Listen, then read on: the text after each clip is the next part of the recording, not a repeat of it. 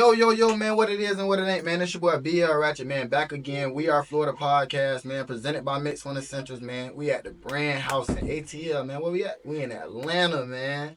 You know what I'm saying? We in South Atlanta, too. Riverdale is that. You know what I'm saying? What they say this shit called no cut. Build a C. No cut. Build a C. Build a C, no cut. But I told bro earlier though, like, if you want to get money, bitch, you gotta have that cut on hand, cause bitch, if you don't cut it, you might not get no money, cause you feel me? You gotta put a little cut on there. Huh? Sometimes if you want to get cheesy. Yeah, if you want to go ahead and get a little cheesy, you gotta stretch it out. You gotta stretch it out. Gotta make that bitch hit that pot. Dog, Atlanta's so crazy with the finesse game, right?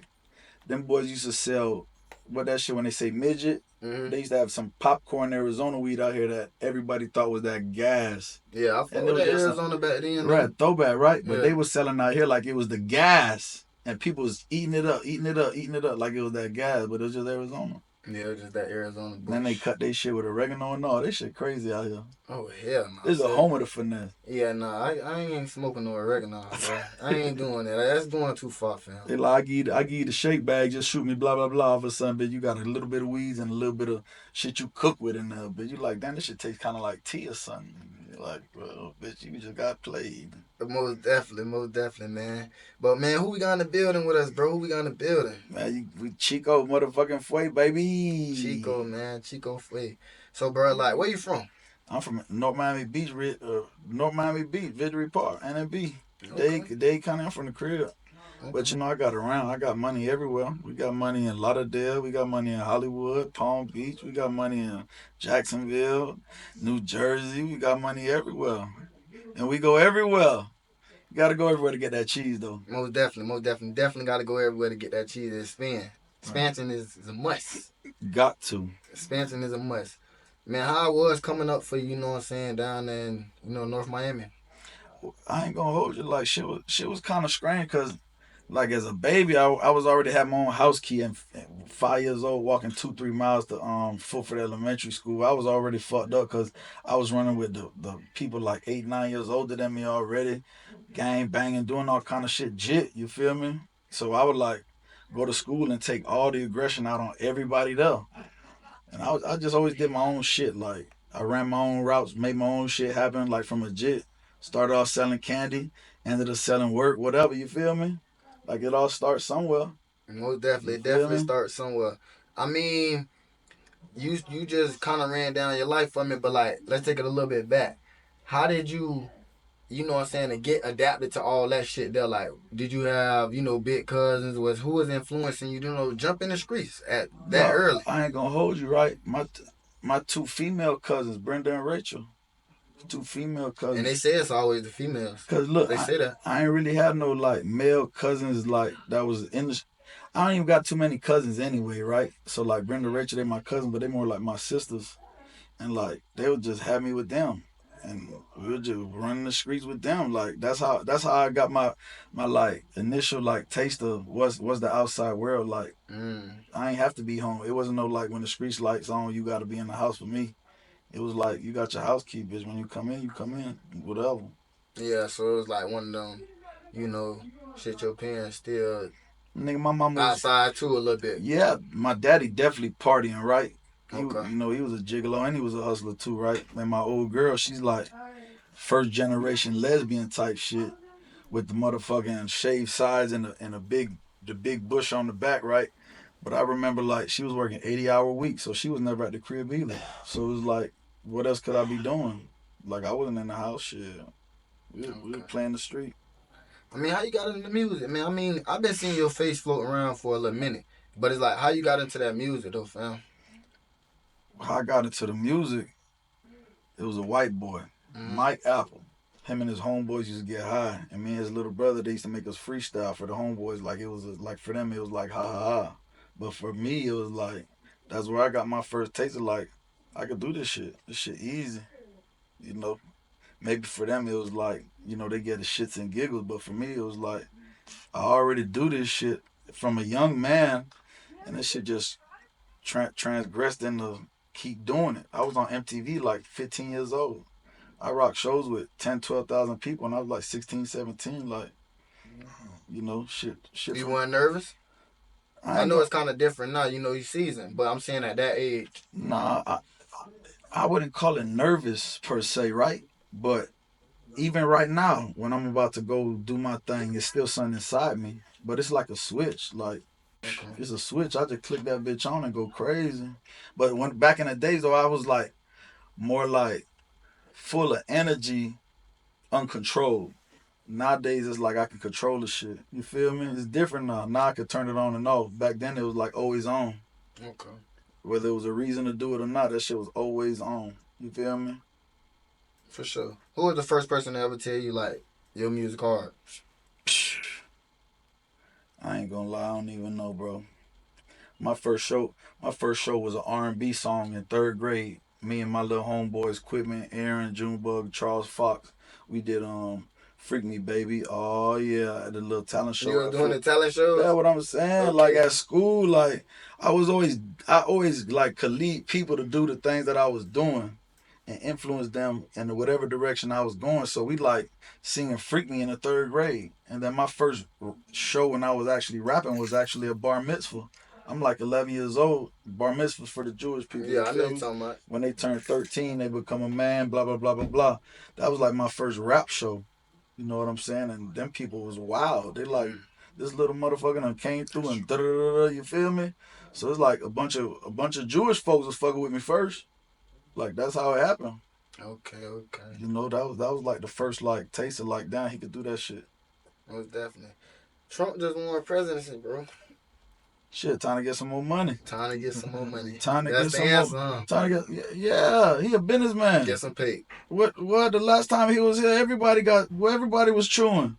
Got some pay. Everybody, last time Trump was here, everybody was chewing. So what you think gonna happen right now? Is it gonna stop? Hell no, cause get what? He want to get some money too. He want to get more money. Yeah, he definitely want to get more money. He just don't want to get some money. He want to get more money, but he can't get more money if society ain't getting more money. Mm-hmm. That's the only way for him to skim off the top. The more money he put out for people, the more he get to shave off for his own pocket. You feel me? Business ethics. For sure. Can you name a particular song or album or artist, you know what I'm saying, that kind of made you, you know what I'm saying, want to be like, damn, let me turn my bully up, you know what I'm saying, with this music shit.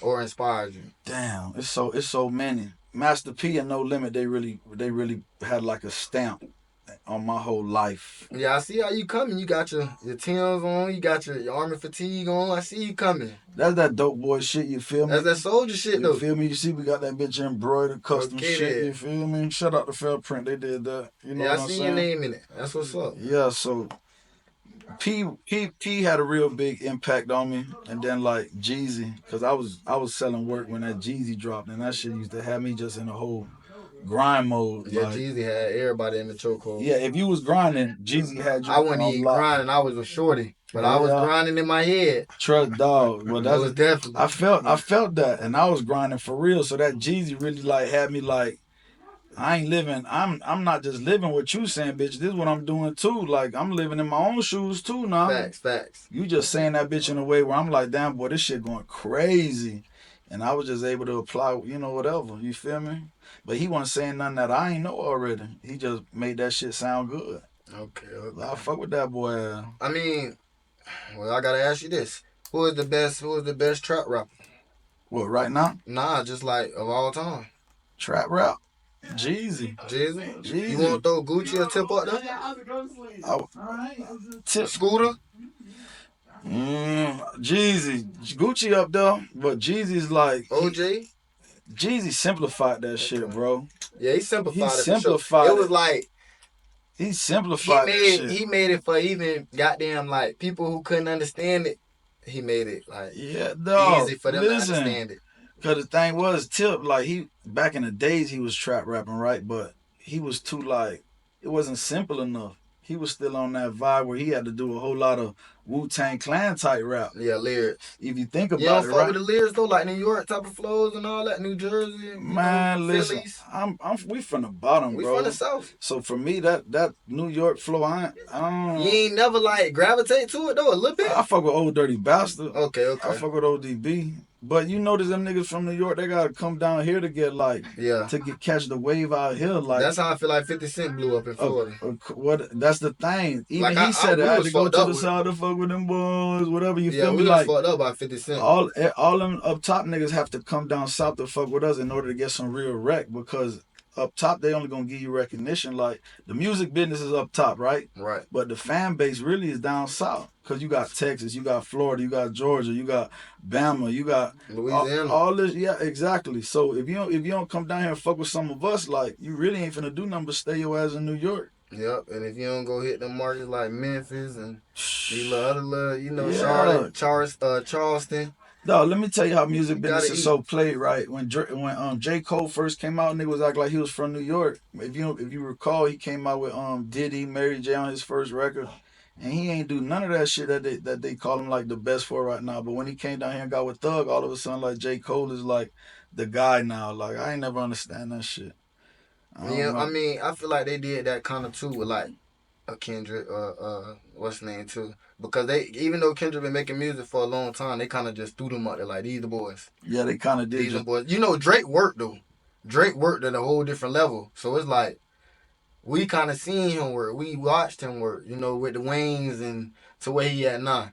But Drake is kind of smart though too at the same time. Like he know who to fuck with at the right time.